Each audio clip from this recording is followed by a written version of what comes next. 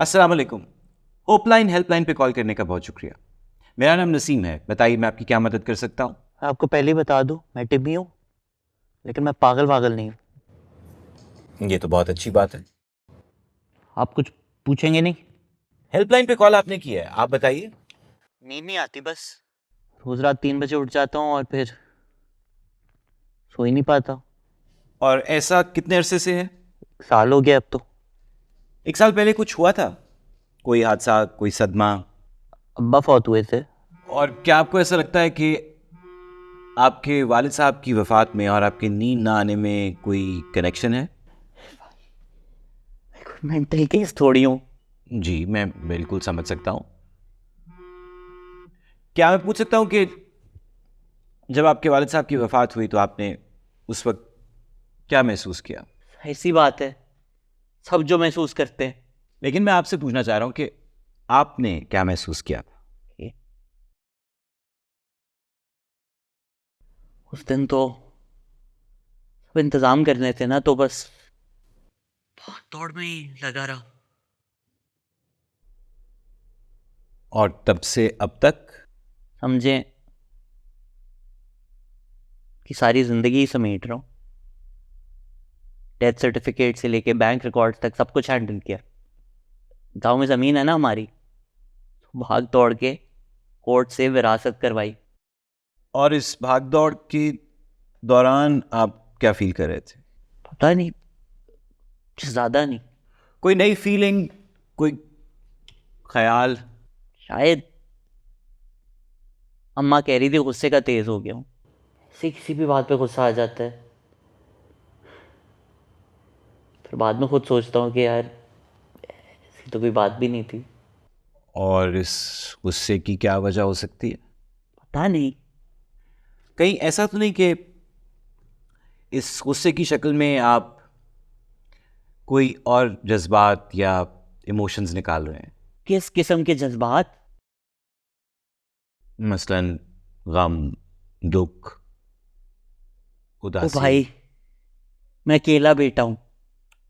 मैं पड़ गया ना इस रोने धोने में, पूरे खानदान में ही डाउन हो जाना है। अगर मैं आपसे ये पूछूं कि क्या आप अपने वालिद साहब को मिस करते हैं? क्यों नहीं करता? क्या आज कोई अजीब आदमी है आप? मैं आपको कह रहा हूँ मुझे रात को नींद नहीं आती, आप पता नहीं कहाँ की बात कहाँ ले आए हैं। इतना भी फालतू वक्त नहीं है मेरे पास जाया करने के लिए। खुदा हाफिज। आपका जब दिल चाहे आप दोबारा कॉल कर सकते हैं। होपलाइन हेल्पलाइन पे कॉल करने का बहुत शुक्रिया।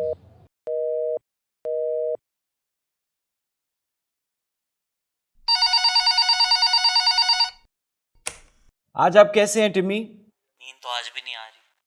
सोच रहा हूँ कि जब अब्बा फौत हुए ना, तो मुझे तो लगा मैं उनके बगैर कुछ भी नहीं कर पाऊंगा। पर माँ बहनें भी मेरी तरफ देख रही थी, तो ऊपर से कुछ नहीं शो किया मैंने। और अंदर से? अंदर से एक ख्याल बहुत तंग कर रहा था कि आखिरी दिनों में अब्बा और मेरी कुछ बन नहीं रही थी। मतलब कभी उन्होंने कुछ कह दिया, कभी मेरे मुंह से कुछ निकल गया। बस यही सोचता हूँ तो सोचता हूँ कहीं भाग जाऊं मैं जाकर। सॉरी। सॉरी की कोई बात नहीं है। माँ बाप की इज्जत तो नंबर 1 चीज होती है ना। गलती हर इंसान से होती है टिम्मी। आप इस वक्त क्या महसूस कर रहे हैं? सॉरी। जस्ट अच्छा, आप मुझे ये बताएं कि सोने के लिए अगर किसी चीज का सहारा लूं तो वो ठीक है? आप कुछ शेयर करना चाहते हैं? पहले तो हम दोस्त वगैरह कभी कभी जोड़े लगा लेते थे। जोड़ा समझते हैं ना आप, वो पक्का सिगरेट। पिछले 1.5 साल से तो मैं रोज ही एक जोड़ा लगा लेता हूँ, बस रिलैक्स करने के लिए एक जोड़ा लगा लिया। समझ रहे हैं ना? और रिलैक्स करके क्या करते हैं आप? आप फर्स्ट पर्सन है इसको मैं ये बता रहा हूँ। फुल रिलैक्स हो जाऊँ ना, तो मैं अब्बा का स्वेटर पहनकर उनकी आवाज़ सुनता हूँ। स्वेटर में से आवाज किस तरह? स्वेटर में से तो खुशबू आती है उनकी। संभाल के रखा हुआ है ना, कसम से। स्वेटर पहनता हूँ तो ऐसा लगता है वो करीब ही हैं। आप सोच रहे होंगे क्या बकवास बातें कर रहे हैं। बिल्कुल भी नहीं। और उनकी आवाज़? Voice messages. ओह अच्छा। डिलीट नहीं किया मैंने, सुनता रहता हूँ बार बार। कई तो ज़बानी याद हो गए हैं मुझे। और कैसा महसूस करते हैं? दर्द तो होता है, आंसू भी आते हैं, लेकिन फिर दिली सुकून, बहुत सुकून। ये तो बहुत अच्छी बात है।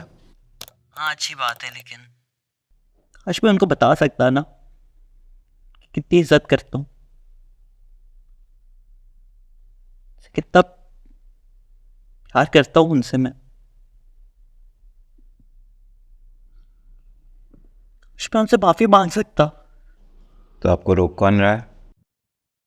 मतलब मतलब अगर वो आपको करीबी महसूस होते हैं तो आप उनसे बात करें। क्या मजाक कर रहे हैं आप? उनसे कैसे बात हो सकती है अब? आप बताइए कैसे हो सकती है? Voice messages. ज़बरदस्त, एकदम फर्स्ट क्लास। तो मैं भेज दूँ उनको? फ़ोन जिंदा है ना उनका? हाँ हाँ जिंदा है। तो फिर देर किस बात की? ठीक, मैं क्या कहूँ उनको? वही सब बातें जो आपने अभी मुझसे कही हैं वो उनको कह दीजिए। ठीक, बिल्कुल ठीक। Thank you. ऑफलाइन हेल्पलाइन पे कॉल करने का बहुत शुक्रिया।